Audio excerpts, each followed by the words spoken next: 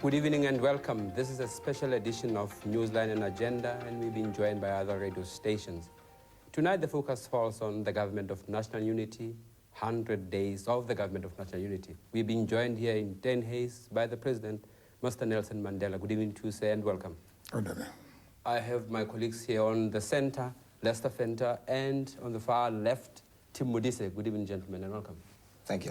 Mr. President, the first question. In very general terms, what would you say the Government of National Unity has achieved for the country and the people of South Africa? I have spelled out these achievements in my address to Parliament today. The essence in the assessment of the first 100 days of the Government of National Unity is the fact that we have attempted to address the basic needs of the people of South Africa. The question of poverty, of illiteracy, of disease, unemployment, lack of housing, of educational facilities. We have also made progress in trying to build a national unity, fostering a spirit of national reconciliation. And I think also we have endeavored to try and create an environment where it is possible for investments, for donors to find it possible to help to entrench democracy in the country. What is it that you would have wanted to do that you were not able to do in the past 100 days? I have no exaggerated expectations about the first 100 days.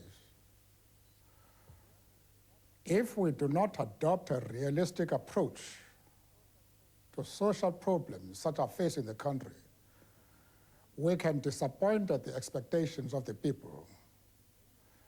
In the course of the election campaign, there is one central issue I stressed over and over again.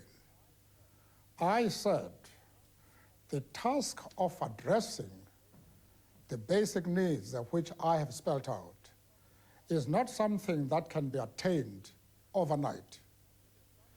It is something that is going to take months and even years to address. But the important thing is that the day after the election, the process of trying to address these problems will start. We have started, and I believe that the plans that we have formulated are on course. And I therefore have no regrets that there are things which I had planned to be achieved during the first 100 years. We have failed to do so. Mr. President, you made it clear that you're quite pleased with the Government of National Unity. In fact, you said it has brought bitter enemies into a constructive relationship, and I don't think anybody would contest that. But do you think it's a form of government, a structure of government, that should remain? Or by the time we get to the next election, do you think we should have changed to a more normal sort of government with a governing party and opposition? I have no fears whatsoever about the ability of all the main leaders in the Government of National Unity to keep that unity intact as long as the conditions in the country demand that. What we do is going to depend on the conditions. As far as I'm concerned, the Government of National Unity is there for the next 5 years, and I'll defend that. And in South Africa today, Mr. Mandela, you are regarded as one of the sons of the soil, and you enjoy personality cult status, and you happen to be leader of a new democracy. What kind of effect do you think that this cult status that you enjoy has had on your leadership, and what kind of precedent is it setting for a developing democracy? Well, I think we must resist assessing the situation in terms of an individual, because it is the collective effort not only of the ANC, but of all the other stakeholders who have been involved in this process. And I think, therefore, it would be an error to concentrate on what are perceived to be the virtues or abilities of a particular individual. If this collective, if this team was not functioning, I don't think that any particular individual would make an impact in regard to the problems facing this country. We have made progress because all the organizations have collaborated to create this environment where it is possible for us to address the national issues facing the country. Mr. President, I'd like to stay for a moment with the general character of this new political beast we have in the country, a government of national unity. Now, one of the things that one could say about it is that what has been surprising is not how much tension and how much conflict there's been in Parliament in these 100 days, but how little there has been, how little conflict between the parties. Now, some people are saying that's almost artificial, that South Africa is a country with many people with conflicting interests, and that there should be more of a sense of those interests colliding in Parliament. What do you feel about that perspective brought I out? don't think in a democracy we should expect all parties to agree on any single issue. The essence of democracy is that differences are healthy as long as they are genuinely, as long as those views are genuinely held. In our own organization, the African National Congress, we normally discuss the basic issues, and we start from extreme poles, but through discussion, through persuasion, we are able to reach a consensus. That is the principle that we have fostered in the government of national unity. We don't paper over difficulties, over differences, but we are concentrating on those issues which unite us. And there is scope for all the leaders, and I think that they are playing their role very well. There is scope to concentrate on those issues that unite us. And I think that that is the essence, the achievement of the government of national unity. We have made progress because that the caliber of the leaders in the government of national unity are able to see those issues that unite us. Sorry, Leslie, just a last pointer that, you know, some of those leaders, you must be aware, are struggling with the identity that, that they should adopt, i.e., are they opposition leaders, leaders of parties in opposition to yours, or are they partners, albeit junior partners of yours in government? They are struggling to find a political character and a political identity.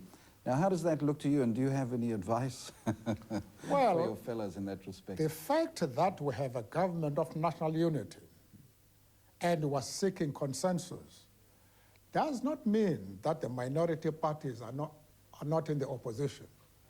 They are perfectly entitled to criticize the government of national unity, to differ with it on a wide variety of issues.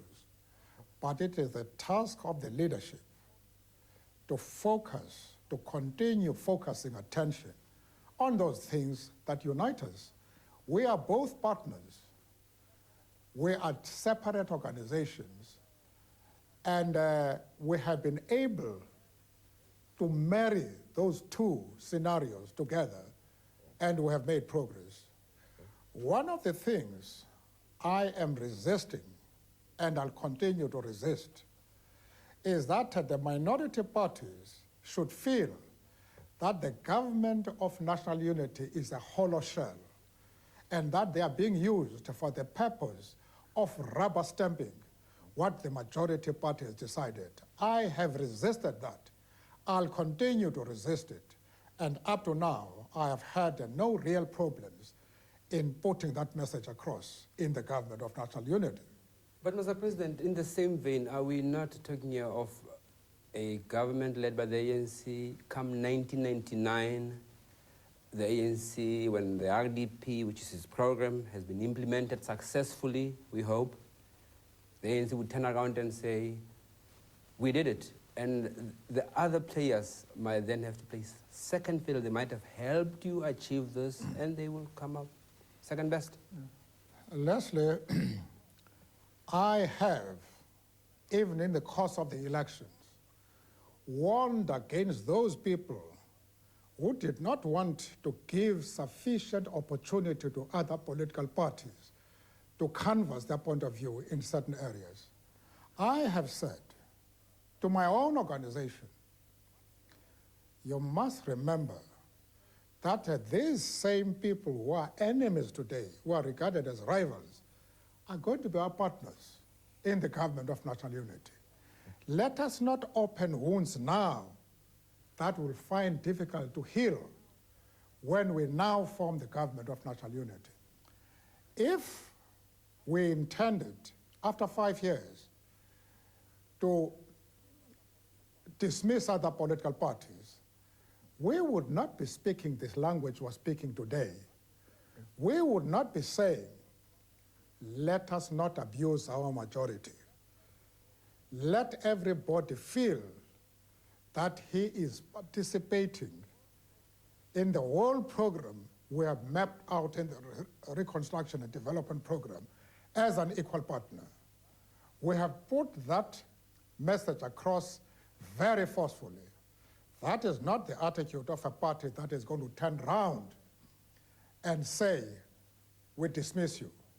We have also said that the RDP, whatever its origin was, has now become the collective property of all political organizations in the government of national unity and outside.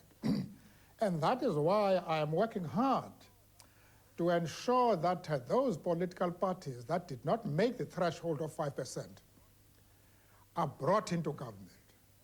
I am prepared to persuade everybody to revisit the Constitution to make sure that those political parties that are outside the government of national unity are involved.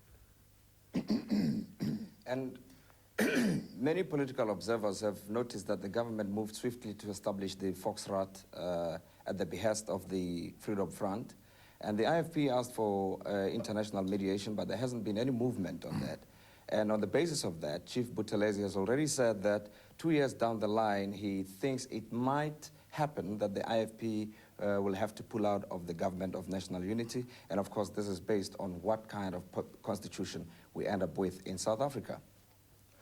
We are prepared to address all issues which are matters of concern, either to those who are inside the government of national unity and those outside.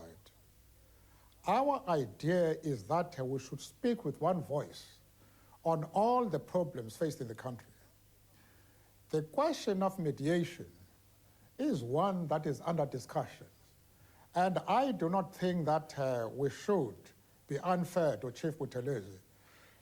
I have discussed the matter with him, and it did appear from what he said to me that he was misquoted by the press. He even undertook to send me the copy of his statement. I trust him. I respect him. I said, I accept your word of assurance to me that this is not your attitude. In any case, even if he had said so, that does not mean to say that we've come to the end of the world. Chief Buthelezi is a leader I respect, and I have no hesitation in going to him to say, let us sit down and sort out this matter. And I have no fear that any one of the partners inside the government of national unity is going to march out.